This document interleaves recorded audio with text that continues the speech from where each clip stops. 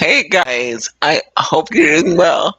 Welcome to Retro Rachel Rewind Wednesday. Today's Retro Rachel Rewind is called The Different Sides of Anger. This one is so cool. This one was way back when YouTube let you play other music. Okay, I used three songs, and in those three songs, I describe the different types of anger or stages of anger that a person can go through. And I neglected to say I talked a lot about the anger that shows up and people explode. But what I didn't say back in that video, there's an anger that um is more subtle, is more um passive aggressive, where the people the person doesn't out and out explode, but they um but it's like um a simmering, and you don't even know that they're angry. And that kind of anger is dangerous, because at least with the exploding kind, you know if the person is angry. But with this more subtle kind of anger, it hides itself. It hides itself, and and it and it can show up and be just as detrimental. So be careful with that kind of anger, and bring it to the Lord as well.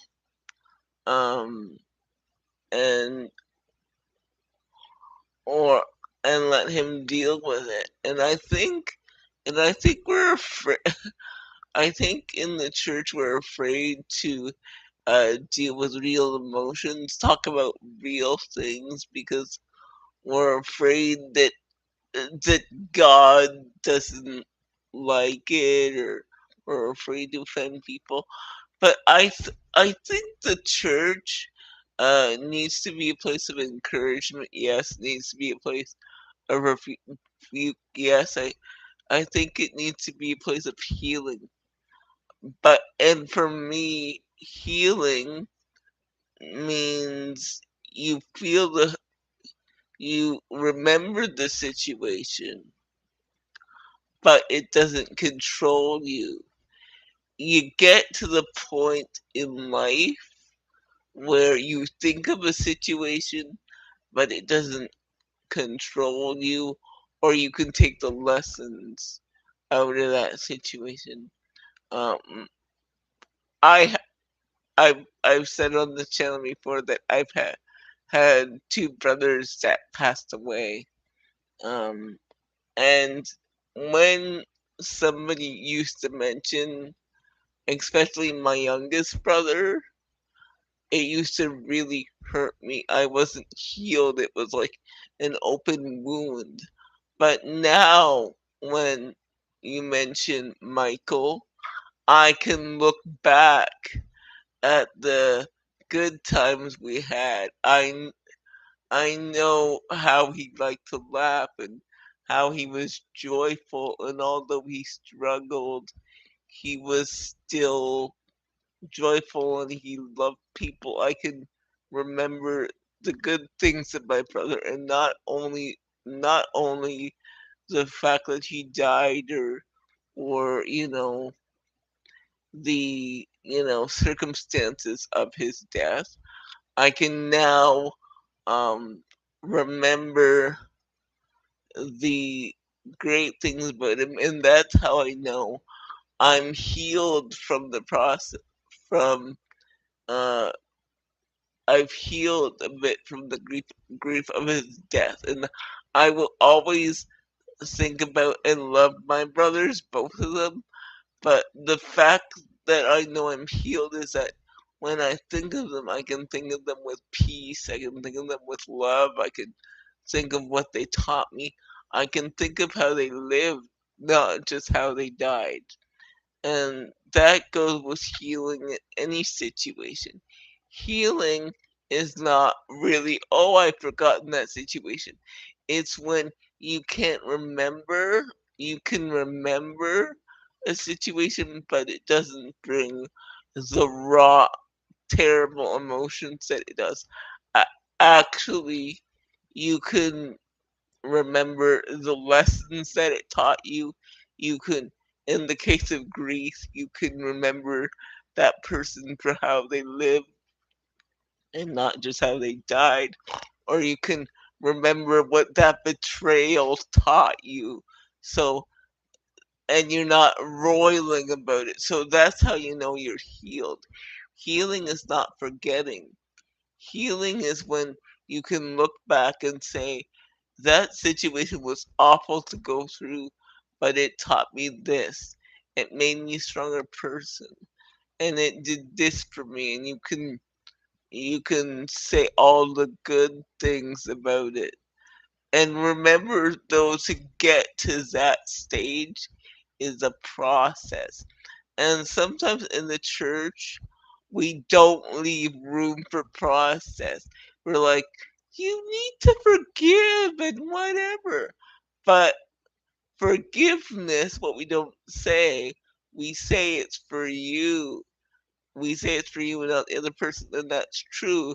But what we don't say is forgiveness is a process, and it takes time to come to that type of forgiveness.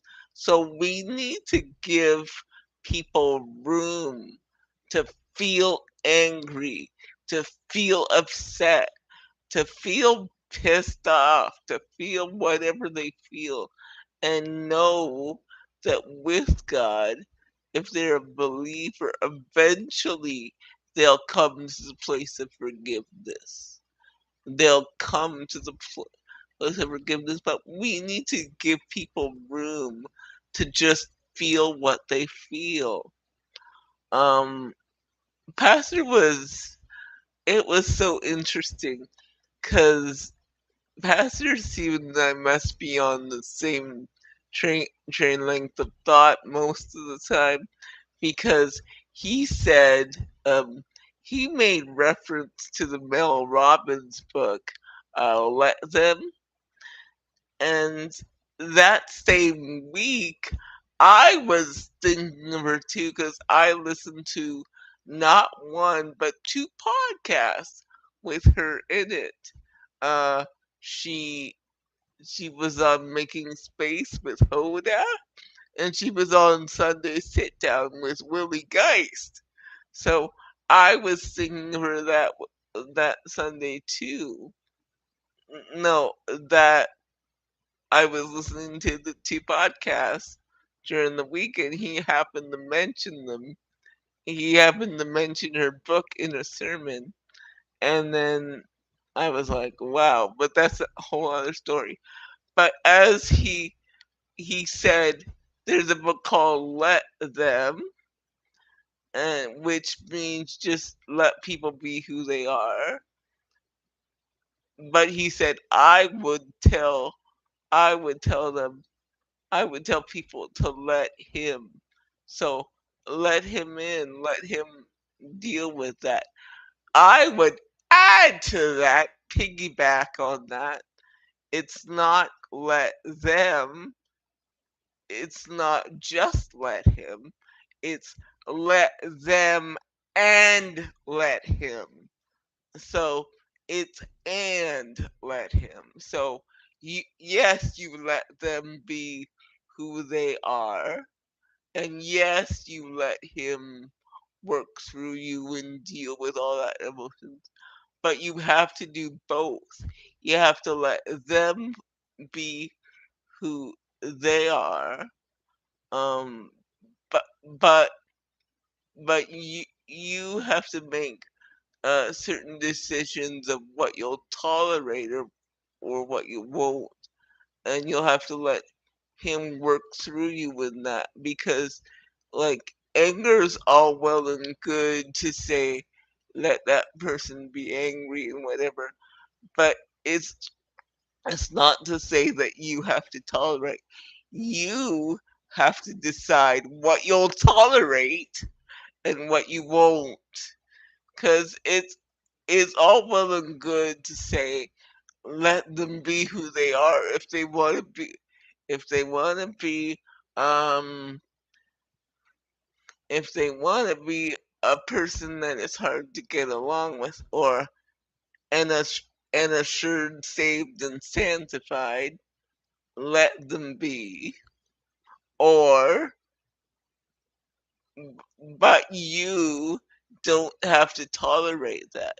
Um, Too many people tolerate things that they shouldn't, and because, oh, just let him go through his process. Yes, he can go through his process, but it doesn't mean that you have to tolerate uh, his anger issues. And yes, we do have to be patient with people's anger issues, and we do have to have grace for people, and we know that people are just working it out, but that doesn't mean, depending on the situation, that you have to tolerate abuse and say, oh, I'm just working it out, I'm just human. No, you can be human, but it doesn't mean I have to uh, tolerate abuse from you, or tolerate you disrespecting me, or you speaking to me anyhow because, oh, I'm just human. No, no, no, no. You are human. I am patient with you, but I, on the other side, deserve respect. I deserve love. I deserve peace. I deserve all that. And to know where the line is different in every situation, and it takes God to it takes, this is where the let him part comes in. The let him part comes in where you have to let him show you where the line is in your situation, whether you stay or whether you go, or how, what the proximity has to be in that relationship. Because some people let go of people that they shouldn't, and some people hold on too long to people that they shouldn't. And that like only takes God and his wisdom to show you what is what, when you should let go, when you should hold on. It takes God to let you let you decipher that. So I would say, let them and let him. Let let them and let him. So guys, uh the video as usual is in the description. Take care. Bye.